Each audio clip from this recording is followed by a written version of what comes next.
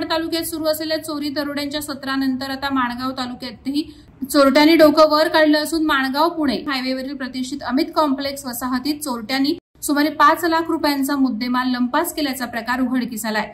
चोरट्यांनी अमित कॉम्प्लेक्सच्या बी विंग मधील 3 फ्लॅट आणि एका बंगल्यावर डल्ला मारला। रहिवासी ज्योती शंकर यांच्या घरातील तब्बल 3 लाख रुपये किमतीचे सोने चांदीचे दागिने तसंच 80,000 रोख रक्कम चोरीला गेले होते। यानंतर ज्योती शंकर यांनी प्रसारमाध्यमांना ही माहिती दिली। तसंच त्यांच्या समोरील सरकारी कर्मचारी राहत असलेल्या घरातही चोरी झाली असून नेमकं काय चोरीला गेलंय याबाबत त्यांनी मौन बाळगलंय। चोरट्यांनी बंद दरवाजांचे कडी कोंडे तोडून हा जबरी दरोडा घातलाय। सीसीटीव्ही फुटेजमध्ये चोरट्यांची हालचाल स्पष्ट दिसत असून यामुळे आता मात्र पोलिसांच्या कार्यक्षमतेवर प्रश्नचिन्ह उपस्थित होत आहे। पोलीस निष्क्रिय, चोरटे सक्रिय या घटनेनंतर माणगाव शहरात पोलीस थंड, चोरटे मस्त अशी चर्चा सुरू आहे। सुरक्षेच्या उपाययोजनांबाबत गंभीर प्रश्न उपस्थित होत आहेत। सुजाण नागरिकांनी सुरक्षा यंत्रणा सुस्त असल्याचा आरोप करत वरिष्ठ पोलीस अधिकाऱ्यांच्या बदल्याची मागणी देखील केली आहे। याबरोबर चोरीच्या घटनेमुळे आता माणगावमध्ये असुरक्षिततेची भावना वाढत आहे।